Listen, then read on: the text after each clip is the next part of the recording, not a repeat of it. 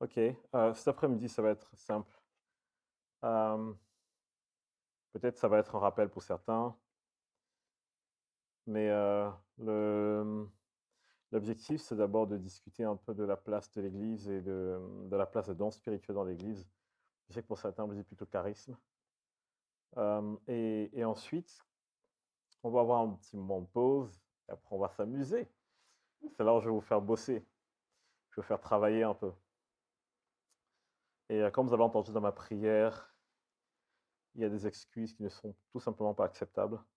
Donc que personne me dise: «Oh non, je peux pas, c'est pas mon appel», c'est enlevez-vous ça de la tête. De toute façon, je vais vous forcer. Donc ah, oh là là, Seigneur, qu'est-ce qu'on ferait pas sous couvert de la liberté? Non, mais oui, je vais vous forcer, mais dans le Seigneur quand même. Donne ta vie à Jésus. Alors, c'est tellement important, de discuter un peu de comment est-ce que Dieu a prévu que les choses fonctionnent dans le cadre de l'Église. Tout à l'heure, je vous donnerai plus d'instructions sur comment est-ce qu'on va s'encourager les uns les autres, mais c'est tellement vraiment crucial de comprendre le cœur du Père pendant qu'il est en train de construire son Église, pendant qu'il est en train de dire, OK, je vais racheter des peuples et des nations à moi, et j'ai une façon de fonctionner, la façon du royaume, et je veux que dans mon Église, on le voit partout. Ça ne devrait pas être une question de dénomination, ça devrait être une question de royaume de Dieu. Et je sais qu'il y a des questions qui arrivent concernant les dons spirituels, concernant les charismes. Et avant même que les questions n'arrivent, j'ai envie de répondre à certaines d'entre elles. Premièrement, un don spirituel n'est pas fonction de votre appel. Il y a des gens qui s'appellent pasteurs, prophètes, apôtres, enseignants, évangélistes. Ça, ce sont les ministères, les 5 ministères qui sont cités dans la Bible. Il n'y en a pas d'autres. C'est les 5 qui sont cités. Les autres, ce sont des titres qu'on a donnés pour pouvoir organiser l'Église. Je ne dis pas que ce n'est pas valide. Dans l'Église catholique, vous avez des évêques, des curés, et ainsi de suite. Chez les protestants, vous avez plus des pasteurs. Vous avez bon, plus la domination apostolique, des choses comme ça. Donc, tous ces autres noms qu'on a donnés, c'est juste pour structurer. Et c'est bien pour l'homme, parce qu'on a besoin d'être structuré, d'avoir des référents, de pouvoir nommer qui fait quoi. Mais dans la Bible, on parle de 9 charismes et on parle de 5 ministères. C'est tout ce que Dieu a donné. Et certains vont se dire, bon, ben, je ne suis pas parmi les 5 ministères, parce que souvent c'est le cas, vous n'avez tout simplement pas été appelé au ministère. Mais vous devez savoir une chose, c'est que ce n'est pas parce qu'on n'a pas été appelé au ministère qu'on n'a pas les dons. Et ce n'est pas parce qu'on a un don qu'on en a un seul ou un charisme. Ceux qui pensent qu'ils ont un seul charisme, c'est seulement ce qu'ils doivent exercer, se trompent. Parce que si vous lisez attentivement, je prends le cas de 1 Corinthiens 12 et 14, que nous citons généralement pour parler des dons spirituels. Ceux qui utilisent 1 Corinthiens 12 et 14 disent, oui, la Bible dit en fait qu'à l'un, il y a le don de guérison, à l'autre, on a donné le don de parole de connaissance, à l'autre, à l'autre, à l'autre. Oui, bien sûr. Mais je dis aux gens, comprenez bien le cadre, on est dans le cadre de l'Église. Dieu veut de l'ordre dans sa maison. Je ne peux pas être en train de faire la louange et de prophétiser en même temps. Enfin, si, je peux. Mais je ne peux pas être partout en même temps. Donc, chacun doit prendre sa place. Donc, lorsqu'on est en train de construire ensemble, chacun doit savoir quelle est ma place. Mais ce n'est pas parce que j'ai un don de prophétie que je n'ai pas un don de guérison ou que je ne peux pas en avoir un. Vous voyez ce que je veux dire? Il y a une différence. Vous avez des dons et des charismes. Dieu met tout à disposition. Cependant, vous avez un rôle dans l'Église. Dans l'Église, vous êtes appelé à faire une chose. Par exemple, moi, je me retiens parfois. Quand c'est le jour pour moi d'être à la technique, je ne suis pas devant en train de prophétiser. Pourtant, j'ai des choses à dire. C'est juste qu'aujourd'hui, c'est le rôle d'une autre personne et moi, je suis en soutien de la personne. Mais aujourd'hui, le Seigneur m'appelle à être à la caméra pendant que l'autre est en train de prophétiser. Et ça maintient l'ordre dans l'Église. Donc, il faut qu'on comprenne bien les choses. Il y a un fonctionnement pour garder de l'ordre dans la maison de Dieu, mais ça ne doit pas vous limiter. Et je pense que beaucoup de personnes, lorsqu'elles lisent 1 Corinthiens 12, 1 Corinthiens 14, elles sortent les choses de leur contexte. Maintenant, quand vous n'êtes pas dans le cadre de l'Église, vous n'avez pas de limite. Moi, le combo que j'aime, c'est parole de connaissance guérison. C'est un mélange que j'aime. Parce que quand vous arrivez dans la rue, vous ne connaissez pas quelqu'un, que le Seigneur vous parle, et le Seigneur dit, OK, tu as 2 enfants, voici comment ça se passe avec tes enfants, voici ce par quoi ils passent, voici leurs souffrances. Tu fonds en larmes, tu dis, waouh, Dieu me connaît, tu dis, bon, maintenant, prions pour leur guérison. Moi, je trouve ça extraordinaire. J'aime quand ces 2 dons sont utilisés en tandem. Donc, vous voyez bien que c'est pas parce qu'on a un qu'on ne peut pas servir de l'autre. Ou alors, un des mélanges que j'aime beaucoup aussi, c'est le don de parole de connaissance et de la parole de sagesse. lorsque vous arrivez et que Dieu vous révèle, par exemple, chez une personne un dysfonctionnement, et vous n'arrivez pas avec le Dieu a dit que tu as tes péchés dans ta vie, tu as eu 3 maris. Non, non, non. Vous arrivez, vous dites, OK, tu as souffert, tu es passé par telle ou telle chose. Maintenant, voici une parole du Seigneur pour t'amener plus loin. Et vous voyez finalement que, en réalité, quand vous êtes en dehors du cadre de l'Église ou du cadre de l'assemblée dans laquelle vous êtes, personne ne vous a dit que vous devez être limité à un charisme. Moi, personnellement, j'ai cherché la face de Dieu, je lui ai dit, je veux au moins goûter tous les charismes. Je pense que le dernier qui me manquait, c'était l'interprétation des langues. Celui-là, je ne savais pas. Et un jour, je suis une émission de Jean-Luc Traxel, il est en train de prêcher, et après, subitement, il se met à parler en langue, et sa femme court prendre le micro, parce que sa femme dit non, il n'arrive pas, le Saint-Esprit vraiment l'a saisi subitement, donc elle vient pour interpréter, elle a ce don. Et moi, je me suis dit, ah, j'aimerais trop avoir le don d'interpréter les langues. J'étais en train de regarder à la télévision, et au bout d'un moment, je me dis, mais pourquoi être traduit? Il est en train de parler en français. Et là, je me rends compte en fait que j'entendais en français, mais il continuait à parler en langue. Et je me suis dit, ah, c'est intéressant ça. Et j'ai commencé à comparer. Je me suis dit, attends, je vais voir ce que sa femme traduit. Et quand elle traduisait, je fais, mais j'entends en fait, c'est génial. Et donc, j'ai pu goûter aux 9 charismes. Je suis trop content. Trop. Et le truc, c'est que le Seigneur m'a dit, c'est vous qui avez mis des limites dans vos têtes en pensant que moi, je n'ai pas quelque chose de spécifique. Maintenant, je ne dis pas que vous allez exceller dans tous. Hein, non. Vous avez forcément un ou deux, quelques-uns où vous allez voir que vous allez naturellement être attaché et grandir. C'est naturel. C'est pas... Les gens, par exemple, qui ont énormément de compassion, ils ont un truc avec la parole d'encouragement, c'est extraordinaire. Ils ne forcent même pas parce que le cœur est déjà préparé pour ce terrain-là. Donc, du coup, quand le charisme arrive, c'est juste un truc qui explose. Vous voyez un peu. Donc, certains d'entre nous avons quelque chose dans notre cœur. Maintenant, il faut que je vous dise, Dieu a 3 façons de libérer la puissance sur la terre. 3 façons. On va pas aller dans le détail aujourd'hui, mais peu importe la façon par laquelle il passe, il va le faire. La première des façons, c'est l'appel. Tout à l'heure, je vous ai dit qu'il y a 5 ministères. Si Dieu vous appelle à être pasteur, Dieu va vous équiper des charismes qui vont permettre à un pasteur de faire son œuvre, tout simplement. Donc, quand Dieu vous donne un appel, tant que le mandat est sur votre vie, tous les dons qui sont attachés à ce mandat vont se manifester aussi. Donc, certains ne vont même pas chercher. Je connais des gens, en fait, qui étaient zéro en prophétie, mais vraiment rien. Hein. Zéro en prophétie, et quelqu'un arrivait là et dit, OK, pendant cette saison, le Seigneur t'appelle à être celui qui parle sur son église. Dès le lendemain, les personnes prophétisaient. Je me suis dit, c'est impressionnant. Ils n'ont pas vraiment le don, mais ils ont eu l'appel. Ils ont répondu à l'appel et le don s'est manifesté par la suite. Donc vous voyez que la première façon, c'est par l'appel.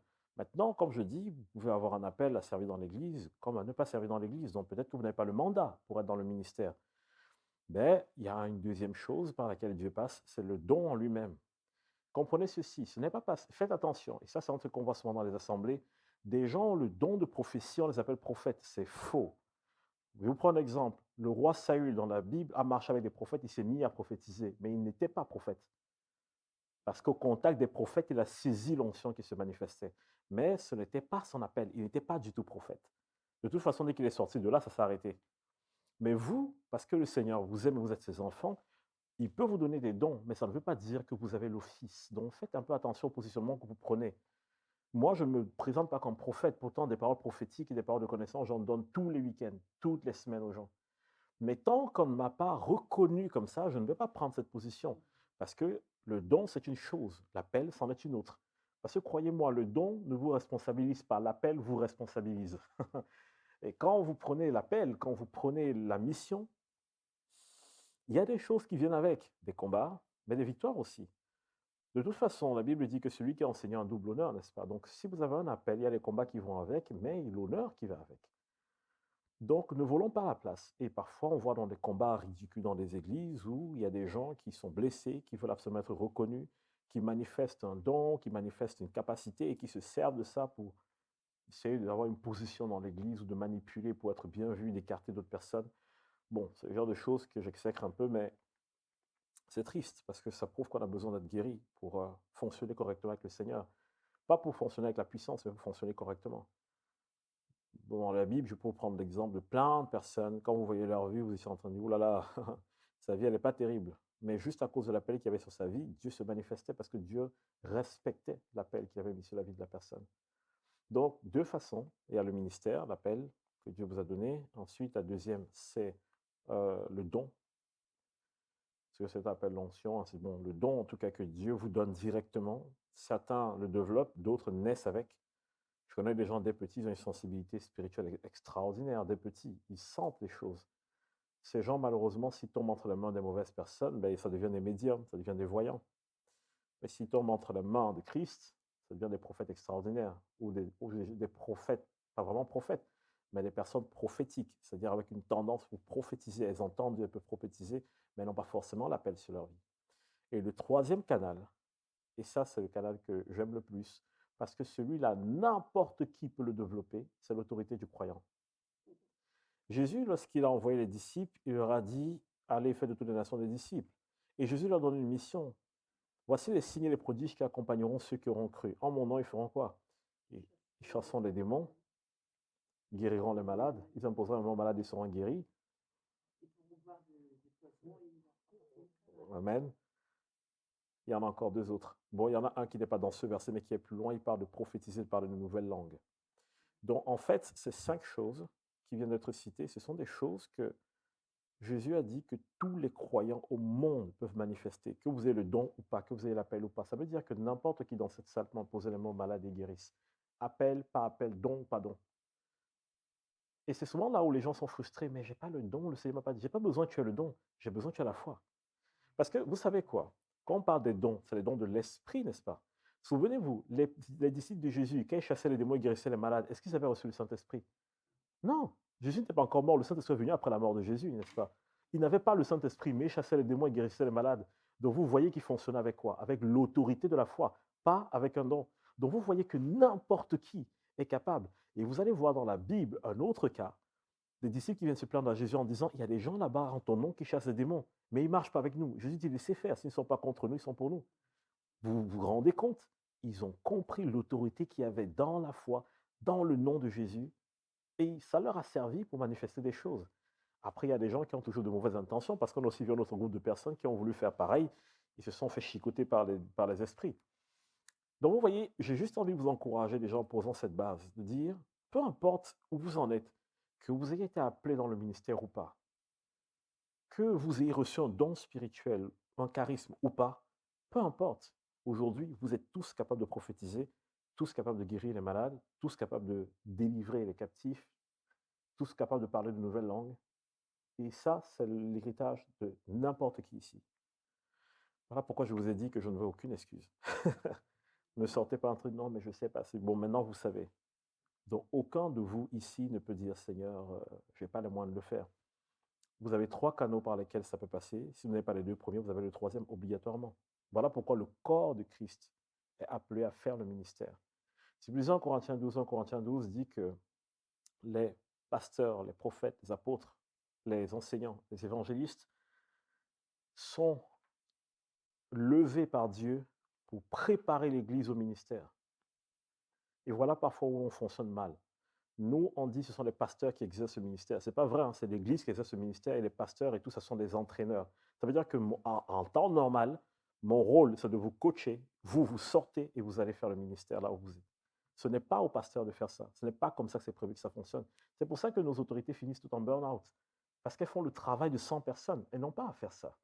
En réalité, chacun d'entre nous doit venir à l'église, être équipé et ensuite aller faire le ministère. C'est comme ça que c'était prévu à la base par Dieu. Imaginez la pyramide. Si c'est le pasteur qui est en bas et qui porte l'assemblée, c'est une pyramide renversée, ça ne tiendra jamais. Dieu n'a pas prévu que les choses fonctionnent comme ça. Dieu a prévu qu'il y ait des autorités qui entraînent les chrétiens à devenir des disciples, à marcher dans l'autorité de Christ, à libérer le Saint-Esprit, et ensuite, eux, ils vont dans leur ville, dans leur maison, dans leur quartier, et ils vivent cette expérience. J'ai plein d'exemples à vous montrer dans la Bible. Je prends le cas du Nouveau Testament. Si je vous parle d'Ananias, ça vous fait penser à quelqu'un? Je suis sûr que si je dis Ananias, 9 personnes vont dire Saphira, n'est-ce pas? Tout le monde va penser à Ananias et Saphira. Mais dans le Nouveau Testament, est-ce que vous savez que dans Actes, il y a 3 Ananias? Tout le monde connaît Ananias et Saphira. Pourquoi? Parce que le cerveau humain retient toujours ce qui est dangereux, on a peur, la peur. Mais les 2 autres Ananias, personne ne les a retenus et on les a oubliés. Il y a un sacrificateur qui s'appelle Ananias, mais il y a un troisième qui m'intéresse un peu plus. Lorsque Paul a été aveugle, le monsieur qui allait ouvrir les yeux de Paul, C'est Ananias, il s'appelle Ananias.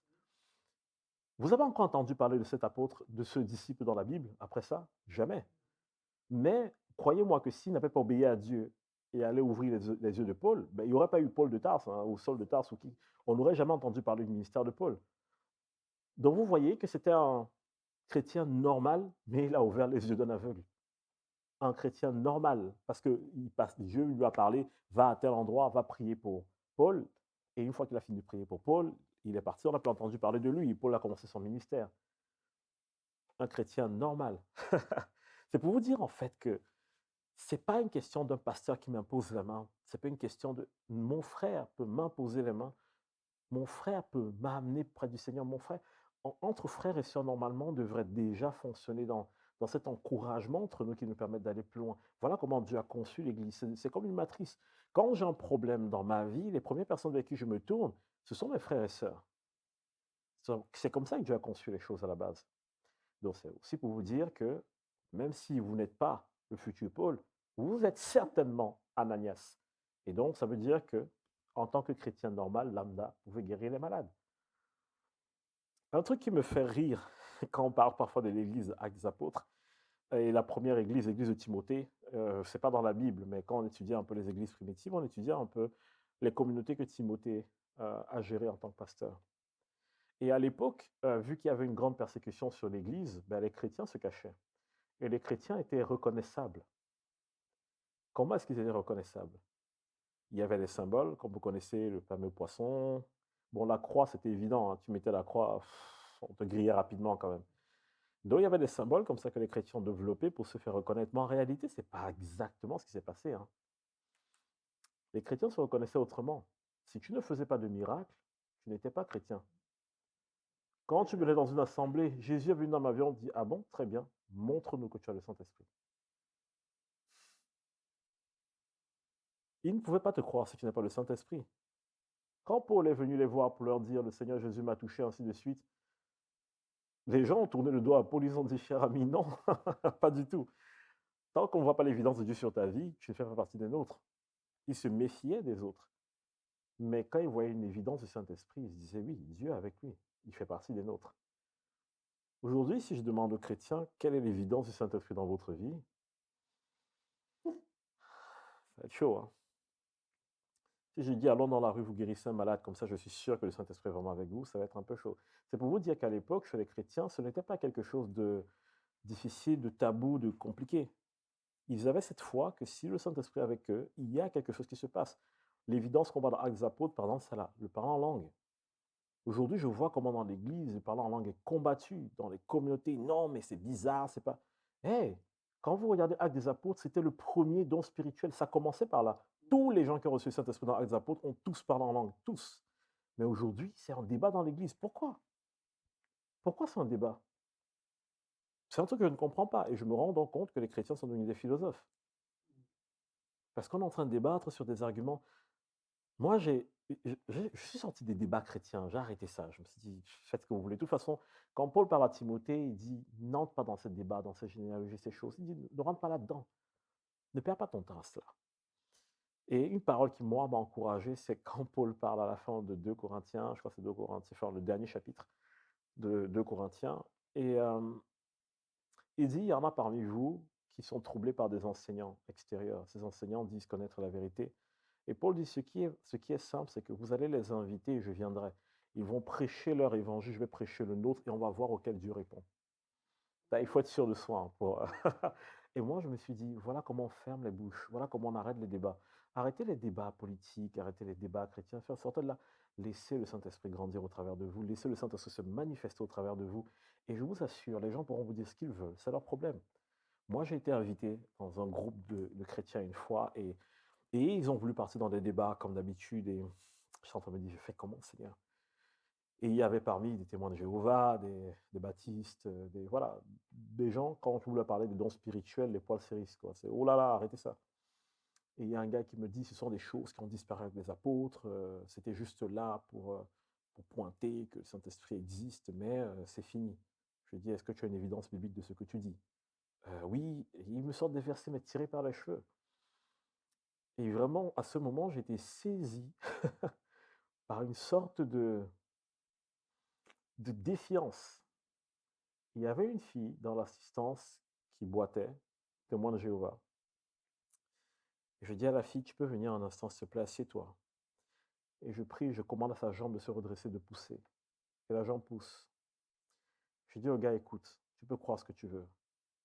Moi, en ce qui me concerne, moi, je crois que la guérison existe toujours. Cette jambe vient de pousser. Explique-moi comment. Quand tu vas m'expliquer pourquoi, machin, là, je vais te croire. Mais en attendant, si tu peux me prouver que ce que je viens de faire ne marche pas, bah là, on aura un débat à avoir. Fini. Il n'avait rien à dire. Mais dans l'autre assemblée, les guérisons, on ne voit pas les guérisons. Ben, c'est normal, vous ne croyez pas que les guérisons existent. Vous ne croyez pas que vous êtes équipés. Vous ne croyez pas que le Saint-Esprit vit en vous. Ben, c'est normal qu'il n'y ait rien. Les gens disent, si je vois, je vais croire. Non, ça ne fonctionne pas comme ça. C'est lorsque je commence à mettre de côté ma vision des choses que là, le Saint-Esprit s'exprime pleinement. C'est ça. Voici, écoutez bien, les signes et les prodiges qui accompagneront ceux qui ont cru. Il y a une condition sine qua non, c'est de croire. Si vous ne croyez pas, ça n'accompagnera pas. Ce n'est pas que Dieu ne veut pas. Il y a des gens qui disent, oui, Seigneur, montre-nous des miracles. Jésus leur a dit, vous n'aurez aucun autre miracle, aucun signe. Vous n'en aurez pas. Parce que ce que Jésus cherche, ce n'est pas le spectacle ou la sensation. Ce que Jésus cherche, c'est des croyants. À quoi ça vous sert de voir des miracles si vous doutez de tout ce que Dieu vous dit? Honnêtement, est-ce que c'est par les miracles que vous êtes sauvés? Non. Mais par contre, si vous croyez, les miracles vont suivre. Ça, c'est inéluctable. Et moi, je veux vraiment encourager les chrétiens à sortir de cette peur qui vient des institutions, qui vient parfois des mauvaises croyances, qui vient de certains mensonges. Je vais voir si j'ai le courage de vous lister plein de fausses doctrines pour demain, comme ça j'enseignerai un peu dessus, pour vous dire abandonnez telle ou telle pensée parce que c'est faux et je peux vous le prouver. Mais si je peux, je ferai, sinon ben, on verra. Mais si je vous prends par exemple une doctrine qui est absolument fausse dans l'Église, c'est ce truc qu'on a de se dire ma couverture spirituelle me vient de l'autorité. Je vois plein de chrétiens qui sont en train de dire oui, le Seigneur m'a appelé à telle assemblée. Je suis d'accord, moi aussi j'ai été appelé à une assemblée. Mais après, les gens commencent à dire non, mais je ne peux pas faire telle chose parce que le pasteur n'est pas d'accord, l'autorité spirituelle. La Bible demande d'honorer nos autorités. Mais je vais vous dire une chose, mes amis, votre autorité spirituelle ne vient pas d'un pasteur. Hein. Votre autorité spirituelle ne vient pas d'un prêtre. La majeure partie des gens qui viennent me voir pour que je les accompagne spirituellement sont frustrés. Parce qu'elles viennent me voir en me disant j'ai trop de problèmes, prie pour moi, délivre-moi et tout. Parfois, je regarde et je dis oui, tu as besoin de délivrance. Et des fois, je dis non, tu n'as pas besoin de délivrance. Tu as besoin qu'on te secoue un peu et que tu changes ta mentalité. Parce que le tourment que tu as est dû à ta façon de penser. Et là, les gens font mais non, prie juste pour moi. Zéro, ah, rentre chez toi. Dans ce cas, rentre chez toi, je ne prie pas pour toi. Non, c'est vrai. Je ne vais pas prier pour deux raisons. Première des raisons, si tu ne veux pas changer, ça veut dire que je connais ton cœur maintenant. Bon, non, je ne vais pas gaspiller mon temps à prier pour une personne qui n'a pas envie de changer. Ce n'est pas de la méchanceté, c'est de la responsabilité. Deuxième des choses, si vous délivrez quelqu'un qui ne veut pas changer, qu'est-ce qui va se passer? Elle va retourner dans son ancienne vie. Et vous savez ce que Jésus dit? Quand un esprit revient, mais il revient encore plus méchant avec d'autres.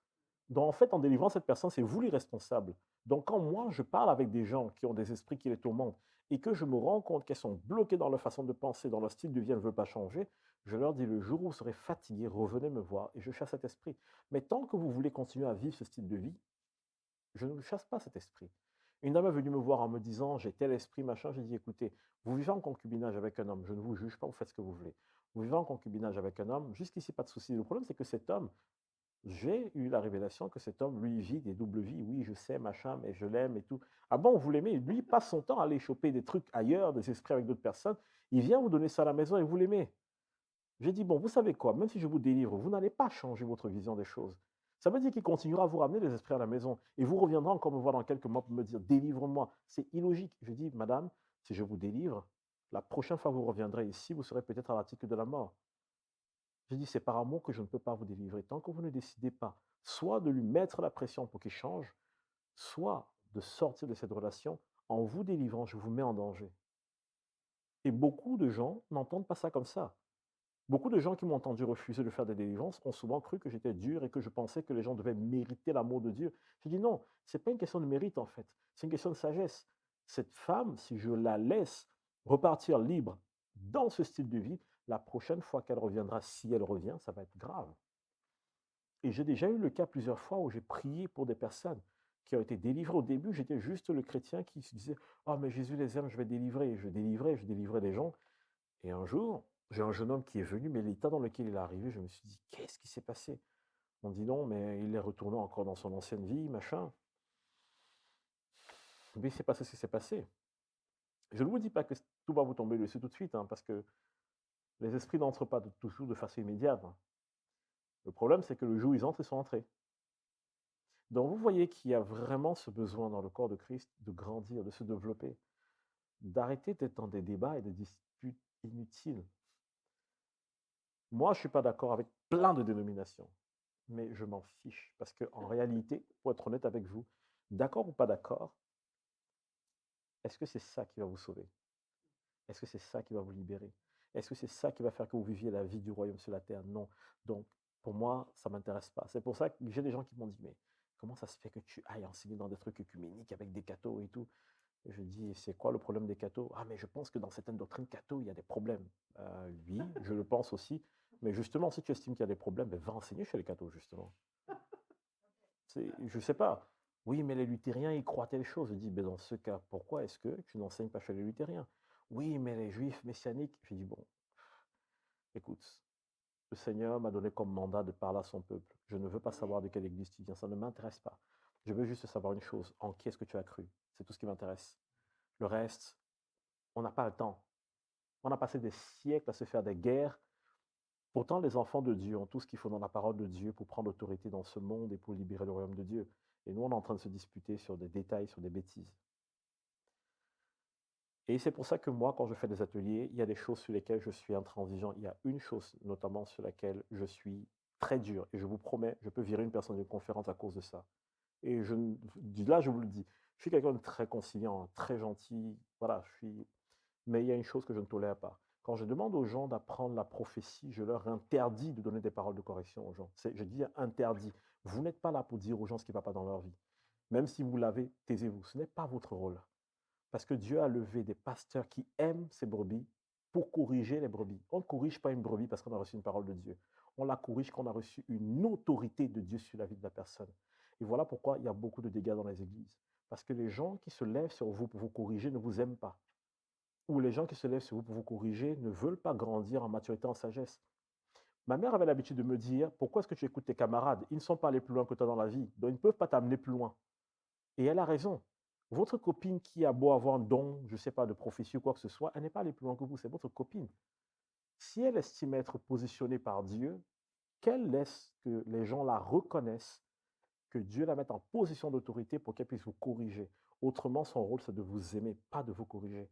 D'ailleurs, quand vous lisez en Corinthiens 12, vous voyez très bien que Paul dit que les dons sont donnés pour 3 buts dans l'Église. 3 seulement. Exhorter, encourager et édifier. Édifier. Exhorter, encourager, édifier. Voilà les 3 raisons pour lesquelles vous avez des dons spirituels. Ensuite, quand Paul parle à Timothée, il parle de corriger. Donc, Paul ne s'adresse, il n'y a que aux pasteurs Timothée, Tite et Philémon où Paul parle de correction, jamais à l'Église. Parce que le rôle de l'Église n'est pas de corriger, mais d'aimer. Vous allez me dire, mais si on ne corrige pas, les gens vont continuer dans ce qu'ils font. Faux. Faux. Je vous prends des exemples simples.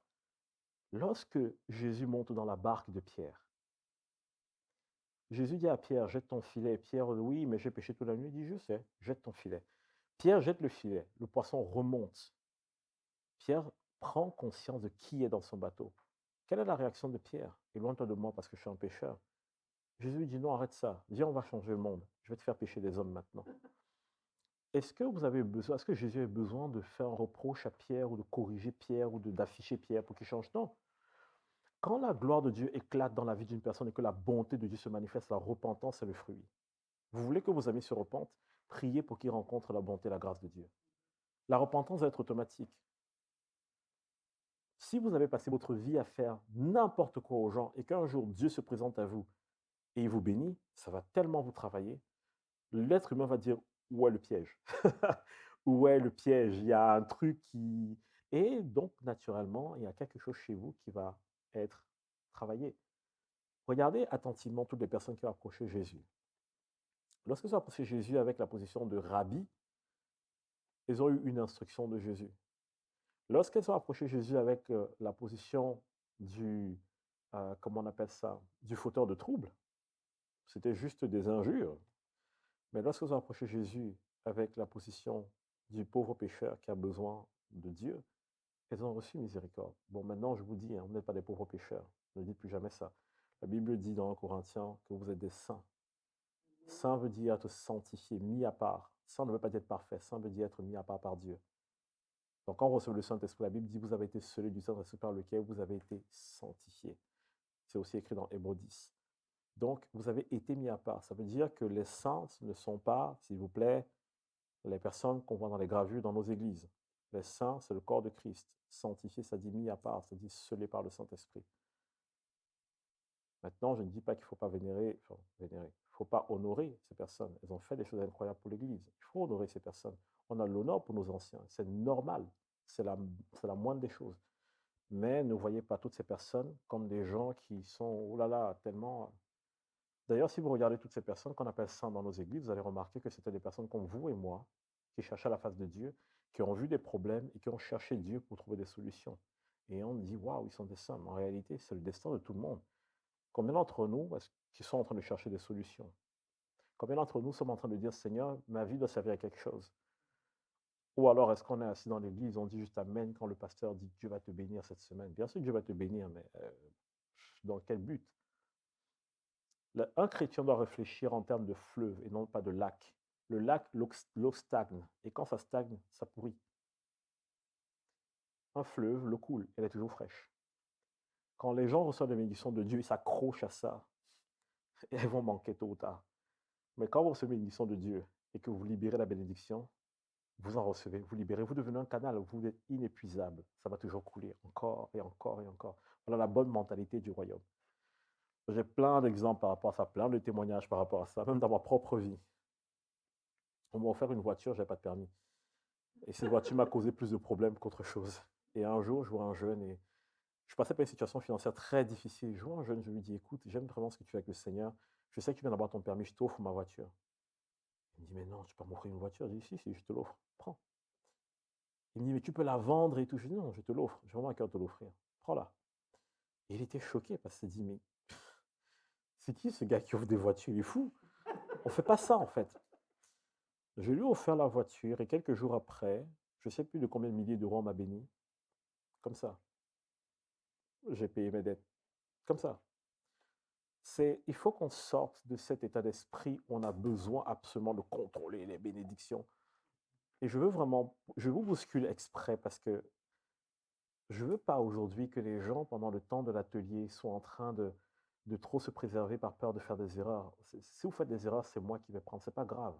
C'est ma responsabilité, ce n'est pas la vôtre. Mais ne retenez pas la bénédiction. Libérez-la, laissez-la couler, laissez-la passer. Il y a une chose qui me plaît énormément lorsque Paul parle, par exemple, des dons spirituels. Un des dons sur lesquels, plusieurs ont travaillé sur plusieurs dons aujourd'hui, mais un des dons sur lesquels j'aime énormément travailler, c'est sur ça que j'ai envie de vous entraîner aujourd'hui, c'est la parole de connaissance. J'aime ce don. Il est extraordinaire. Pour moi, c'est l'un des dons les meilleurs pour démarrer et apprendre à grandir. Je vais vous dire pourquoi. L'avantage de la parole de connaissance, c'est que je suis capable tout de suite de vérifier si ce que j'ai reçu est vrai ou pas. Donc, ça nous permet justement de savoir si on a vraiment entendu Dieu ou pas. Il ne faut pas se décourager. Au début, une parole sur 10, c'était vrai. Quand je donnais, 9 sur 10, c'était faux. Mais je me suis dit, tiens, il y a 1 sur 10. Donc, ça veut dire que je dois continuer à apprendre, à écouter le Seigneur, à apprendre à être sensible. Et au fur et à mesure que j'exerçais, je devenais de plus en plus sensible jusqu'à ce que la tendance inverse, aujourd'hui, je suis à 8 sur 10. 8 paroles sur 10 que je donne sont exactes. Et il n'y a pas longtemps, je pense que c'est comme dans les jeux vidéo, j'ai débloqué un autre niveau. Moi-même, j'étais choqué. Je regarde une dame, je lui dis, madame, j'ai vraiment ce truc. Aude était là, je pense qu'Aude était là. Tu étais aussi là, Priscille. Si, le soir avec Carlos, on prophétisait sur les personnes à Chalon. Et j'ai moi-même été choqué. Il y a une dame, on me dit, Steve, tu as une parole pour elle. Et je la regarde, je dis, Cathy, j'ai juste un seul mot qui vient dans ma tête, Abel. Et là, j'entends les gens faire, je me suis dit, oula, c'est quoi le truc avec Abel? Et on vient me voir, on me dit, en fait, Abel, c'est son fils. Et il dit, Seigneur, c'est cool. Maintenant, je commence à recevoir même les prénoms des gens que je ne connais pas. Et ce n'est pas une question de Steve, Non, ça n'a rien à voir avec ça. C'est juste que vous aimez les gens. Dieu vous donne des choses pour les personnes. Vous prenez soin, Dieu vous en donne encore. Et aussi, il y a la question de l'intimité. Plus vous êtes intime avec Dieu, et plus Dieu vous confie ses secrets. C'est comme ça que fonctionne la croissance dans le surnaturel. C'est une question d'intimité avec Dieu. Quand vous grandissez dans l'intimité, dans Seigneur, je veux connaître ton cœur, je veux connaître comment tu vois les choses, comment tu penses. Je veux laisser ta parole transformer mon cœur. Mais la Bible dit en fait que Dieu vous révèle des secrets. Parce que Dieu vous fait confiance. Et regardez ce qui est écrit dans 1 Corinthiens 14, verset 25. Je vais commencer au verset 24. Mais si tous prophétisent et qu'il survienne quelque non-croyant ou un homme du peuple, il est convaincu par tous, il est jugé par tous, les secrets de son cœur sont dévoilés. Le mot juger ici, ce n'est pas le mot jugement. Hein. Quand on dit jugé par tous, c'est évalué par tous. Les secrets de son cœur sont dévoilés de telle sorte que, tombant sur sa face, il adorera Dieu et publiera que Dieu est réellement au milieu de vous. Qu'est-ce que Paul est en train de dire ici? Il est en train de dire, vous devez rechercher des dons spirituels, notamment le don de prophétie. Parce que lorsque les secrets du cœur de quelqu'un sont révélés, la personne n'a aucune excuse pour dire que ce n'est pas Dieu qui a parlé. La personne se dit, waouh, là je sais que Dieu me connaît, là je sais que Dieu a vraiment parlé. Et regardez ce qu'on dit, on dit que la personne va tomber sur sa face et il adorera Dieu. Ça veut dire que normalement, les dons de révélation doivent produire de l'adoration chez les gens, pas la peur. Si vous donnez des paroles aux gens et qu'ils finissent par avoir peur ou ils vous fuient, machin, il y a un problème. Vous vous y prenez mal et acceptez qu'on vous change. Normalement, un don spirituel bien utilisé provoque l'adoration, ça ne provoque pas la terreur. C'est pour ça que moi, je ne suis pas du tout d'accord avec les prophètes des années 60 qui ont redécouvert le don de prophétie, mais qui n'avaient pas compris que le but de la prophétie, c'est d'amener les cœurs à adorer Dieu, pas de faire peur aux gens. Il y a des gens, ceux qui j'ai voulu prophétiser, m'ont dit, dis pas tout, hein, dis pas tout. Je dis pourquoi? Ils disent, non, mais il y a des choses, si Dieu te révèle, garde pour toi. Je leur dis, mais est-ce que vous savez que la majeure partie du temps, Dieu ne me révèle pas vos péchés, en fait? Dieu me révèle vos souffrances, pas vos péchés. C'est rare que Dieu me révèle les péchés des gens. Et quand Dieu me révèle généralement les péchés des gens, je n'affiche pas les gens. Sauf si c'est un pharisien. Là, je m'amuse. Ouais, parce que quand je vois des gens venir, j'ai eu le cas une fois et j'ai vraiment pincé mes lèvres pour ne pas le faire, mais au bout d'un moment, j'en pouvais plus, je me suis lâché. Et la personne arrive et dit, il y a trop de péché dans l'église du Christ, vous êtes tout le temps en train d'enseigner, Dieu est bon, quand est-ce que vous parlez de repentance, vous devez... Je lui ai dit, mais tu parles de choses que tu ne comprends pas toi-même. Non, je comprends, le Seigneur m'a appelé, il faut que je me dise la vérité. Il dit, très bien, c'est quoi la repentance pour toi? Repentance, c'est le mot métanoïa, ça veut dire changer de mentalité. Quand j'enseigne à une personne qui elle est vraiment en Christ, elle change de mentalité, elle doit se repentir. La repentance, c'est pas crier partout, repens-toi. Ça ne veut rien dire, repens-toi. Ça ne veut rien dire. Intellectuellement, ça ne veut rien dire. La repentance n'est pas un mot qu'on prêche. La repentance est quelque chose dans lequel on amène les personnes. Regardez ce que la Bible dit. Dieu use de patience envers tous afin qu'ils parviennent à la repentance. La repentance, c'est un état. C'est pas dire à quelqu'un, repens-toi. Non, ça ne veut rien dire du tout. La repentance, c'est un état. Et il s'est mis à insister. Non, tu veux jouer sur les mots. Je dis, ah bon, je veux sur les mots. Il me dit, oui, ici, il y a des gens qui pêchent. Je connais des gens ici, leur vie n'est pas droite, ils n'ont pas de vie de prière, ils n'ont pas ceci. Je dis, ok, très bien, pas de souci. Je vais parler sur ta vie. Je lui ai dit, dans ta maison, ça va? Ta femme et toi, ça fait combien de temps vous ne vous parlez pas?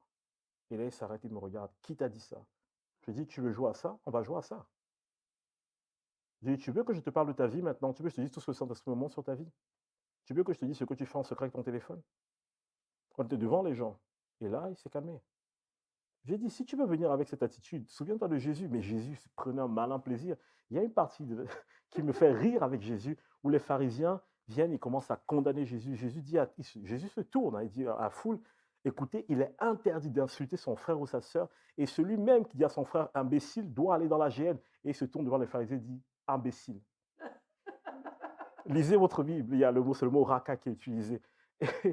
Et moi, quand je dis ça, je me dis, mais Jésus, tu es un provocateur, tu cherches les problèmes. Mais Jésus ne faisait ça que avec les pharisiens. Parce que si vous regardez attentivement, Jésus avait 4 façons de s'adresser aux gens. 4. Il avait un langage qui tenait envers le peuple, les pécheurs, monsieur tout le monde. Il avait un langage qui tenait envers les non-juifs, un langage qui tenait envers les pharisiens et un autre langage envers les disciples. Il ne leur parlait pas de la même façon. Par exemple, quand Jésus était en public, Jésus donnait des paraboles. Généralement, Jésus donnait des paraboles en public. Ensuite, ceux qui s'approchaient recevaient la révélation, généralement les disciples. Les pharisiens, il ne leur donnait jamais une réponse. Il y a un seul pharisien à qui Jésus a donné des révélations, c'est Nicodème. C'est le seul à qui Jésus a parlé et a donné des révélations. Et même Jésus lui donne des révélations partielles parce qu'il lui donne des révélations sous forme de questions. Il dit, mais les temps et les saisons changent. Et toi qui te dis enseignant des autres, tu n'es pas capable de les discerner, tu n'es pas capable de discerner les temps. Et quand il parlait des temps et du temps, il est en train de parler, en fait, c'est un jeu de mots chez les Hébreux pour dire le temps où le Messie doit venir. En fait, vous allez voir que la façon dont vous approchez Jésus est extrêmement importante. Et la façon dont les gens vont vous approcher est extrêmement importante. C'est vous qui allez choisir. Si les gens vous approchent comme des pharisiens, n'entrez pas dans les débats. Si les gens vous approchent comme ayant besoin d'aide, devenez un disciple, servez la personne, ne vous servez pas de la personne. Servez la personne, libérez le cœur du Père. Et j'ai envie de partager un dernier truc, il est quelle heure? Il est 15 heures. J'ai envie de partager un dernier truc. Et je n'ai pas la référence en tête, je pense que c'est Luc 7, mais je ne suis plus très sûr. Donnez-moi juste un instant, j'essaie de retrouver. C'est vraiment important pour ce qu'on va faire. Je sais qu'on le voit aussi dans Jean. Hum, Ah Seigneur, où est-ce que je l'ai mis? Où est-ce que je l'ai mis?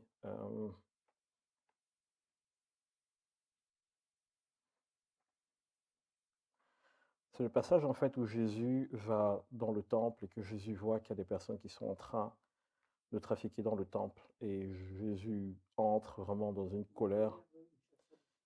Bon, il y a une version particulière que j'aime bien, mais je vais lire cette version qui est plutôt dans Matthieu. Matthieu 21, 12. Alors, lorsqu'il entra, Matthieu 21, ouais, 21, 10. Lorsqu'il entra dans Jérusalem, toute la ville fut émue et l'on disait, qui est celui-ci? La foule répondait, c'est Jésus, le prophète de Nazareth en Galilée. Jésus entra dans le temple, il chassa tous ceux qui vendaient et qui achetaient dans le temple. Il renversa les tables des changeurs et les sièges des vendeurs de pigeons. Et il leur dit, il est écrit, ma maison est appelée maison de prière, mais vous, vous en faites une caverne de voleurs. Des aveugles et des boiteux s'approchèrent de lui dans le temple et il les guérit. Je vais m'arrêter ici. Et maintenant, je vais parler de vous et de ce qu'on va faire aujourd'hui, de l'entraînement qu'on va faire. Jésus entra dans le temple, n'est-ce pas? Jésus entra dans le temple, première des choses. Ensuite, une fois dans le temple, il a fait quoi? Il a chassé ceux qui vendaient et qui achetaient dans le temple, les trafiquants. Ensuite, il a renversé les tables des changeurs et les sièges des vendeurs de pigeons. Il y a plein de révélations dans ces détails. Et il leur dit, il est écrit, ma maison sera appelée une maison de prière, mais vous, vous en faites une caverne de voleurs. Quand il dit, mais vous, vous en faites une caverne de voleurs, il s'adresse à qui? Aux enseignants, à ceux qui dirigeaient le temple. Et ensuite, il dit, des aveugles et des boiteux s'approchèrent de lui dans le temple. Ah, il y en a quelqu'un, il y a une qui va très vite. Il y a une qui a saisi très très vite où on est en train d'aller. Regardez attentivement. La Bible dit que nous sommes le temple de qui? Du Saint-Esprit, n'est-ce pas? Quand on parle du temple, ici, on parle de qui? Beaucoup de gens qui disent ça, ils comprennent le temple. Sachez que généralement, quand Jésus parlait du temple, Jésus parlait de quelque chose d'humain, pas forcément de physique. Tout ce que Jésus faisait dans le temple était prophétique par rapport à l'être humain et par rapport à lui-même. Quand Jésus dit détruisez ce temple et dans 3 jours je le reconstruirai, il parlait de quel temple? Il ne parlait pas du temple que tout le monde connaissait, il parlait de lui-même. Et ici, quand on dit Jésus entrant dans le temple, ça c'est le temple naturel. On voit une histoire, mais elle est prophétique. En fait, on parle de nous. Jésus entre où? En vous. Il entre dans vos cœurs. Vous êtes le temple du Saint-Esprit. Donc Jésus entre en vous. Ça, c'est la première étape. Une fois que Jésus est en vous, qu'est-ce qu'il fait? Il chasse tous ceux qui vendent et qui achètent dans le temple, ceux qui trafiquent. J'ai cherché dans la Bible, je me suis dit, Seigneur, mais où est-ce qu'on voit cette notion de trafic? Et je n'ai pas la référence, mais c'est dans Romains.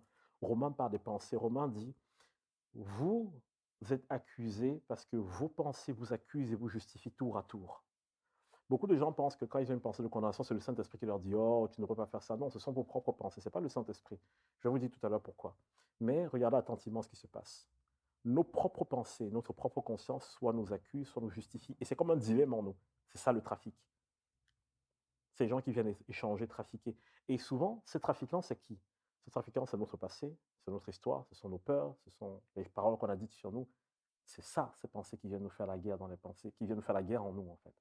Parce que généralement, si vous regardez, vous luttez contre quoi? Contre toutes ces pensées, contre tous ces esprits qui vous tourmentent. C'est ça, les choses qui trafiquent en nous.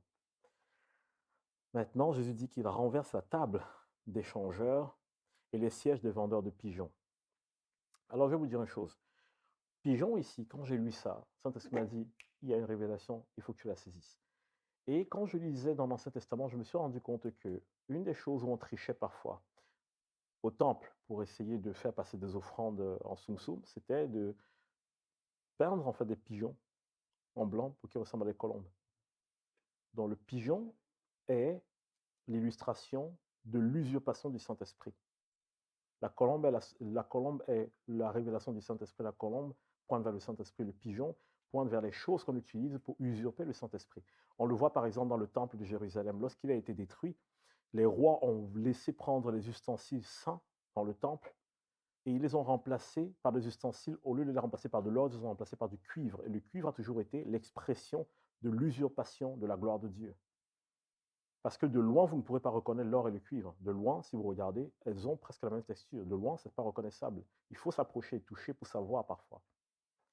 L'or qui a vieilli et le cuivre, on ne fait pas la différence à l'œil nu. Et donc, les gens dans le temple à l'époque, ben, ils voulaient donner l'impression que le temple était glorieux et ils fabriquaient des boucliers en bronze. Pardon, ce n'est pas le cuivre, c'est le bronze. Pardon. Ils fabriquaient des boucliers en bronze, ils fabriquaient des ustensiles en bronze pour donner l'impression que c'est toujours l'or du temple. Mais en fait, c'était juste se moquer de Dieu. Et en fait, cette image de l'usurpation est représentée soit par le bronze, soit par les pigeons. Donc ici, on parle de quoi? De Jésus qui vient renverser tout ce qui semble être de Dieu, mais qui n'est pas de Dieu. On parle ici du renouvellement du chrétien, de l'intelligence. Et ensuite, il leur dit, il est écrit, ma maison sera appelée maison de prière. Mais vous, vous en faites une caverne de voleurs. Maintenant, écoutez attentivement. Il dit, ma maison sera appelée maison de prière. Quand on va dans le temple, c'est le temple qui prie ou c'est les gens dans le temple qui prient? Vous connaissez le passage dans 1 Corinthiens 12 qui dit, le Saint-Esprit soupire en vous. Priez sans cesse, vous connaissez? En fait, priez sans cesse, pourquoi? Vous pouvez prier, mais vous ne pouvez pas prier sans cesse. En réalité, l'Esprit en vous soupire permanemment vis-à-vis de Dieu. Voici ce que Paul dit. Paul dit, des fois, nous ne savons pas ce qu'il convient de demander, mais l'Esprit en nous émet des soupirs inexprimables. De quoi il parle? De la prière qui se passe en nous. Vous priez, certes, mais le Saint-Esprit en permanence est en train de prier en vous. Et c'est de ça dont il parle. Quand il dit ma maison sera appelée une maison de prière, c'est une façon de dire ma maison sera appelée une maison où l'intercession va monter vers le Père en permanence parce que l'Esprit vit en eux et l'Esprit intercède. Juste avant, qu'est-ce qu'il a fait? Il a enlevé ce qui n'était pas du Saint-Esprit parce que l'Esprit doit intercéder au travers de vous. C'est pour ça que vous devez parler en langue. Parce que quand vous parlez en langue, c'est comme si vous vous alignez sur ce que le Saint-Esprit dit déjà. En Corinthiens 14 vous le dit. Lorsque vous priez en langue, c'est comme si vous êtes en train de faire une prière directe au Père. Donc, c'est pour ça que les chrétiens ne doivent pas avoir peur de laisser le don du parlant en langue s'exprimer au travers d'eux. Et ensuite, si je continue, mais vous, vous en faites une caverne de voleurs. Pourquoi une caverne de voleurs? Quand il dit vous, vous en faites une caverne de voleurs, je vous ai dit qu'il s'adressait à qui? Il s'adressait aux gens qui dirigeaient le temple. Et là, c'est la partie où Jésus s'adresse aux responsables des églises, des assemblées. Parce que je pense qu'il y a des gens qui vont avoir chaud quand Jésus reviendra, vraiment. Parce que pour moi, aujourd'hui, j'estime que si le corps de Christ est faible, c'est parce que les gens qui ont été mis en position d'autorité sont en train d'exploiter le corps de Christ et pas du tout en train de prendre soin des brebis de Dieu. Pas du tout. Et là, l'avertissement qu'il donne, c'est aux gens qui dirigent le temple. Donc, c'est pour ça qu'il y a certains de mes amis pasteurs qui leur disent ah, les gars, vous savez, la vie, on ne sait pas quand elle s'arrête. Hein. Donc, un jour, vous allez devoir discuter avec Jésus et lui expliquer un peu pourquoi vous faites ce que vous faites. Pourquoi est-ce que vous déformez la parole de Dieu pour forcer les gens à faire telle ou telle chose? Je connais un pasteur qui force les gens à ne pas quitter son église parce qu'il dit que si vous quittez son église, parce que l'onction de Dieu est forte sur lui, il a la puissance, hein, une guérison, tout ce que vous voulez. Mais il dit, si vous quittez mon église, la couverture spirituelle ne sera plus sur vous. Et donc, du coup, Dieu n'est plus avec vous. Donc, en fait, en gourou, quoi. Et les gens sont malheureux, mais les gens ne veulent pas partir. Pourquoi? Parce que les gens disent, oh, j'ai peur qu'en partant des malheurs m'arrivent. Mais j'ai envie de dire, oh, l'onction de Christ est sur ta vie, tu me parles de quoi? Si tu pars parce que tu es volage, tu auras un problème. Mais si tu pars parce que c'est la juste chose à faire, tu n'auras jamais de problème. Ces gens ont réussi à te faire croire des bêtises. Et Dieu, Jésus, un jour, va les interroger par rapport à ça. Il va dire à chaque fois que tu as fait du mal au plus petit d'entre eux, c'est à moi que tu as fait du mal. Et ensuite, on dit des aveugles et des boiteux s'approchèrent de lui dans le temple. De qui? De Jésus ou dans le temple.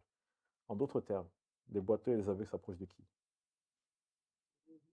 Oui, mais pour toucher Jésus, il passe par où? Par le temple, par vous. Vous voyez ce que ça veut dire ici? Les boiteux représentent quoi? Les boiteux représentent, commençons par les aveugles. Les aveugles représentent quoi? Ceux qui ne voient pas, les gens qui ne sont pas en Christ, les gens qui ne voient pas briller la lumière de l'évangile. C'est comme ça que Jean le dit. Le prince de ce siècle a aveuglé leur intelligence afin qu'ils ne voient pas briller la splendeur de l'évangile. Donc les aveugles, ce sont ceux qui ne voient pas encore la vérité briller. Ici, on parle d'évangélisation. Et ensuite, on parle des boiteux. Les boiteux, ce sont ceux qui marchent, mais qui ne marchent pas bien. Il faut redresser leur marche. Donc, on parle dans des chrétiens en croissance ou des gens qui sont près de chuter. Donc, des gens qui ont besoin qu'on prenne soin d'eux. Donc, ici, on parle de qui? De ceux qui ne sont pas sauvés et de ceux qui ont besoin de soins. Et la Bible dit que, en fait, vous êtes le temple de Christ. Christ vient mettre de l'ordre en vous afin de pouvoir vous utiliser par le Saint-Esprit, de sorte que ceux qui ne le connaissent pas et ceux qui ont besoin d'être reconfortés puissent s'approcher de vous et recevoir la guérison de Christ. Donc, vous n'avez aucune excuse. Pourquoi? Parce qu'en fait, Jésus, ce qu'il est en train de montrer ici, ce n'est pas quelque chose contre le temple. À aucun moment, Jésus ne parle au temple. Jésus gère ce qui se passe dans le temple. Donc, vous devez aujourd'hui savoir que, étant le temple du Saint-Esprit, quand Jésus est en train d'agir en vous, Jésus n'est pas dans une posture où il essaie de vous juger, de vous condamner, de vous mettre à genoux. Jamais. Même quand Jésus va relever des choses qui ne vont pas, c'est toujours pour vous dire, il faut que tu fermes cette porte parce que tu es mon temple et je ne veux pas que tu sois détruit par d'autres personnes. Je veux t'enseigner pour que tu prennes soin de toi, ainsi de suite. Donc, il faudrait vraiment qu'en tant que chrétien, on saisisse vraiment tout ce qui se cache derrière sa révélation. Et je termine avec ceci. J'ai prévu terminer à 15h15, il est 12, donc je suis presque dans les temps. Donc je termine avec cette dernière chose. Je sais que j'ai donné beaucoup de révélations d'un coup, mais je suis là que pour un week-end, les amis.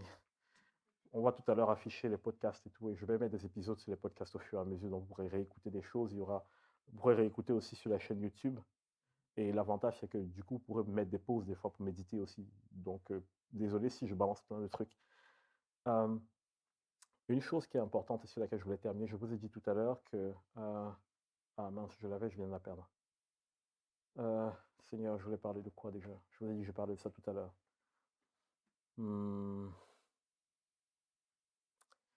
C'était au début pendant que je parlais du temple. Seigneur, je parlais de quoi?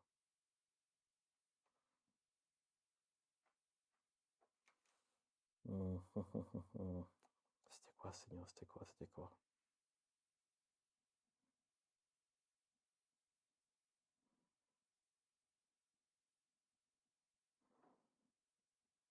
Je vous ai dit tout à l'heure quelque chose et après je vous ai dit je vous en parle plus tard. Et c'était important. C'est dommage hein, d'oublier la fin de ce message. C'est très dommage. C'est que tu vas poser la cerise sur le gâteau et tu oublies.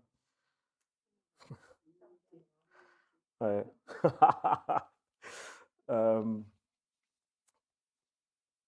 Oui, de toute façon, je pense que ça devra revenir parce qu'à un moment donné, je devrais vous expliquer des choses par rapport à l'exercice qu'on va faire tout à l'heure. Donc, je pense que je vais devoir mettre le doigt dessus à un moment donné. Obligé. Ouais. Bon, toujours est-il que cette deuxième partie, c'était plutôt pour parler un peu d'une église encourageante. C'était le titre de ce que je voulais partager, une église qui encourage. Faire comprendre l'importance de prendre soin des uns des autres, mais surtout d'accepter d'être utilisé par Dieu, accepter d'être l'âne sur lequel Dieu monte pour entrer à Jérusalem. Accepter. Ah non, Seigneur, je ne suis pas digne de toi. Personne n'est digne. Je vous dis honnêtement, regardez l'Ancien Testament, c'est une bande de voleurs, de tricheurs, de menteurs. Jacob, c'était le champion. Ce gars, sa vie avec Dieu m'impressionne.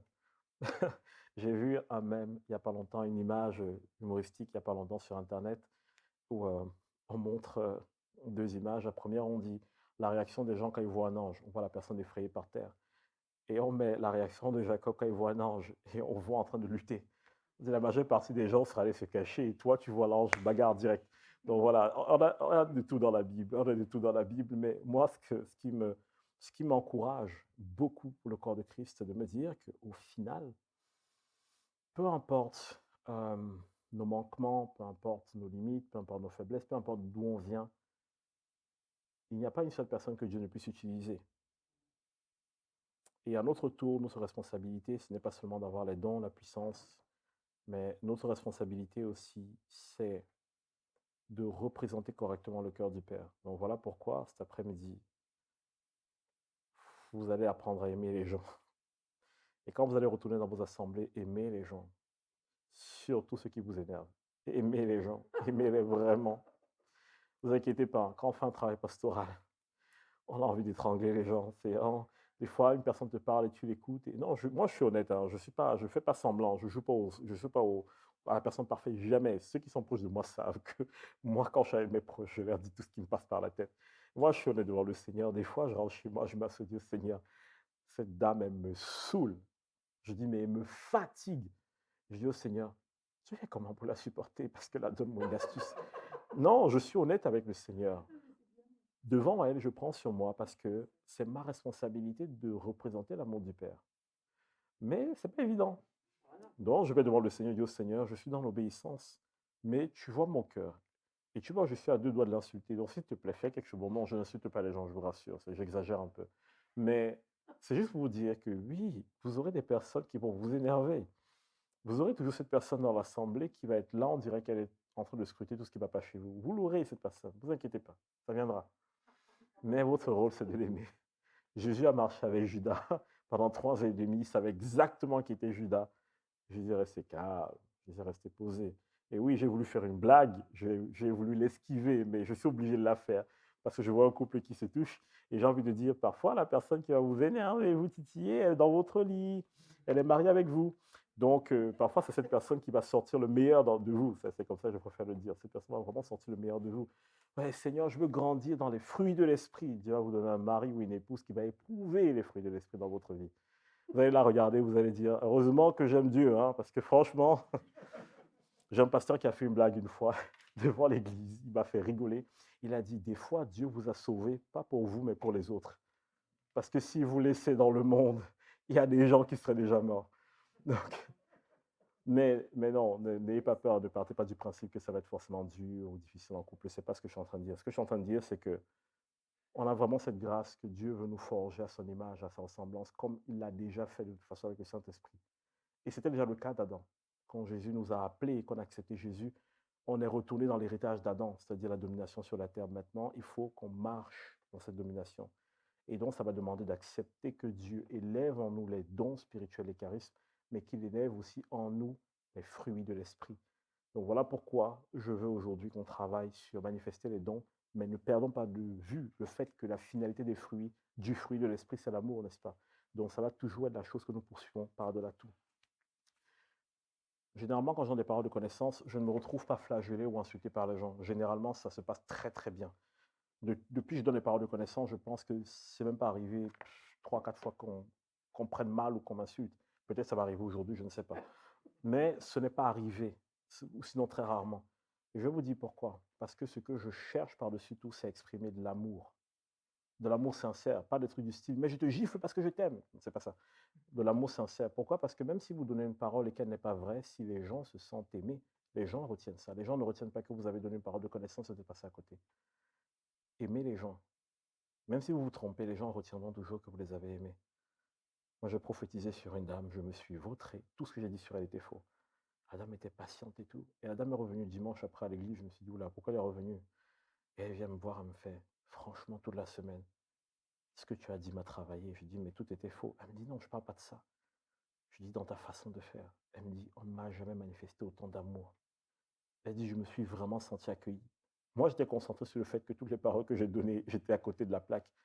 Mais elle, en réalité, elle ne s'est même pas souvenue. Elle s'est souvenue du fait qu'elle a été aimée. Et ça va être votre challenge. Manifester les dons de l'esprit avec le fruit de l'esprit.